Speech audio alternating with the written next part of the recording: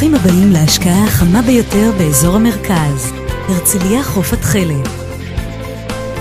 על קו החוף של הרצליה פיתוח נמצאת רצועת חוף מרהיבה ביופייה, 2,265 דונם של חול ים טבעי המשתרע בין המרינה בהרצליה פיתוח למלון מנדרין בצפון תל אביב.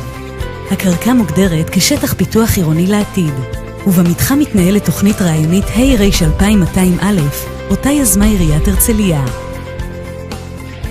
הקרקע הנמכרת הינה טאבו פרטי, וכיום מתאפשרת רכישת זכויות בתוכנית במחיר נמוך משמעותית ממחיר קרקע זמינה לבנייה, ולכן פוטנציאל ההשבחה גבוה במיוחד.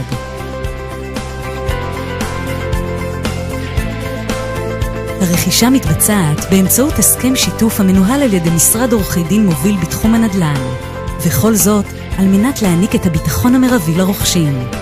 רכישה של הקרקע בתוכנית תקנה זכויות עתידיות במתחם, אשר יכלול מגורים, מלונאות ומסחר. זוהי עתודת הקרקע הבלתי מתוכננת האחרונה של העיר הרצליה, וההזדמנות שלכם לרכוש קרקע אטרקטיבית להשקעה רגע לפני שהשווי ירקיע שחקים.